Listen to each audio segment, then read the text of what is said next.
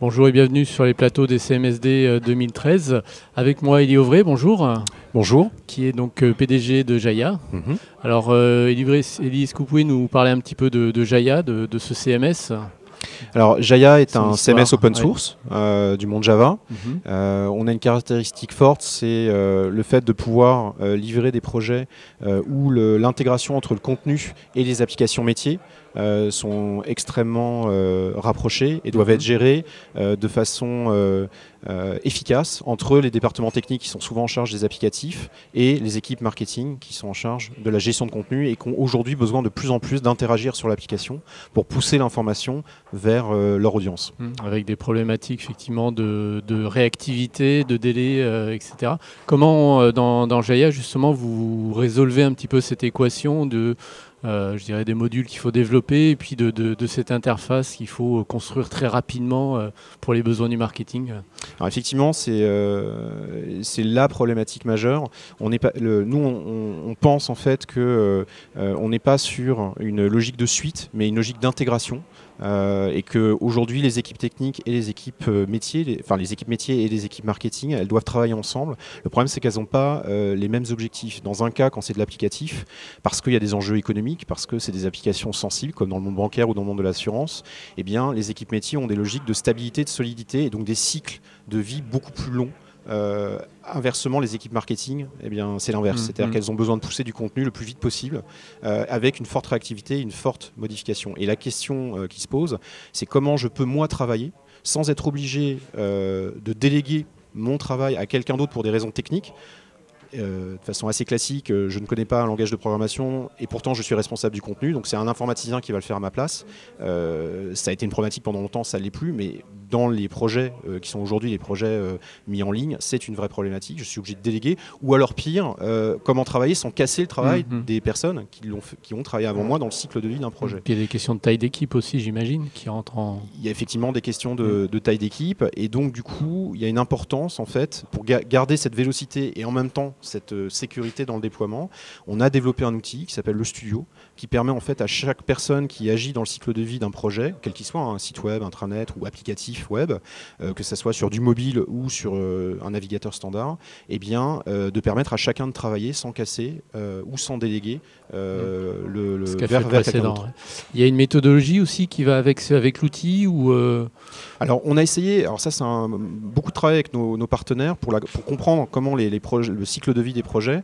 En fait, on se rend compte que généralement vous avez des développeurs applicatifs qui vont développer des modules, qui vont interagir par exemple avec un système de location de voitures, un système de location d'appartements, c'est le cas de Domoway.com par exemple.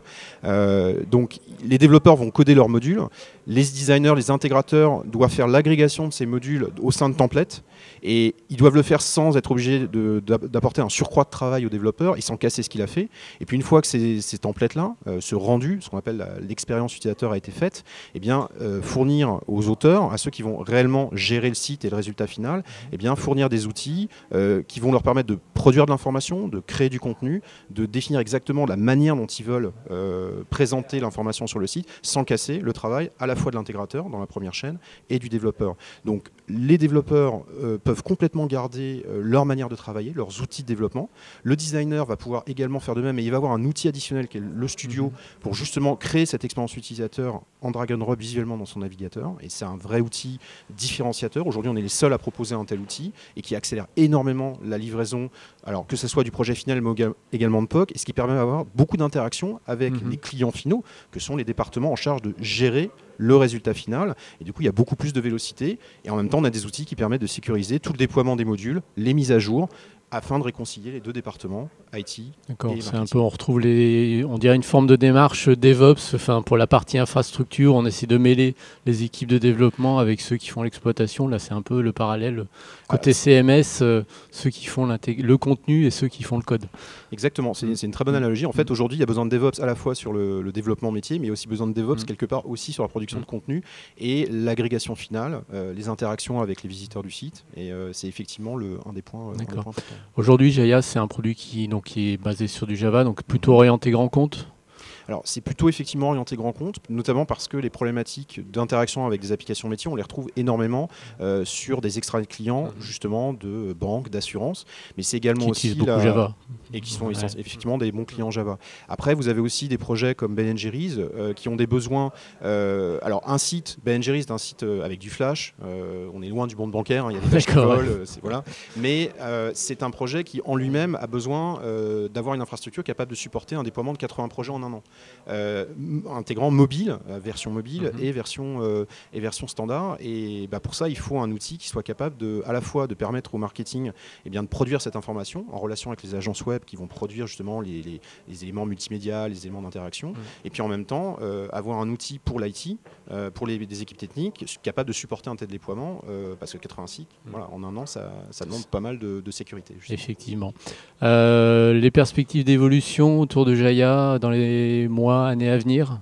Alors, déjà dans les mois, parce que ça va très vite, on travaille actuellement sur une nouvelle version qui va améliorer encore plus justement la gestion du cycle d'update et de production en fait, des modules, de l'extension de l'application.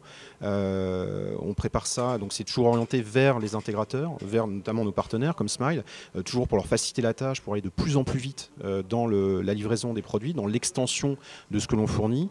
On donne pour ça un certain nombre d'exemples. On a plus de 200 modules en fait, et ça augmente, qui sont livrés avec la plateforme pour accélérer ou en tout cas servir d'exemple à leurs implémentations. Et puis surtout, on a fait une application de partage collaboratif qu'on a lancée d'ailleurs l'année dernière en avant-première au CMSD, qui s'appelait JayaWise, et qui est toujours pareil, qui elle aussi suit son cours et qui est un parfait exemple de la capacité pour un objectif applicatif, en l'occurrence une application de partage de documents collaboratifs, et bien de développer des modules, de l'agréger dans des templates applicatives pour au final avoir une application à très forte valeur ajoutée, JayaWise. Voilà. Et c'est exactement ce qu'on propose grâce au studio à nos partenaires. Et donc la prochaine version de Jaya, il va y avoir des annonces qui seront faites d'ici on va dire la fin de l'année, va permettre une très très forte interaction, permettre aux développeurs de travailler de manière totalement distribuée sur le cloud.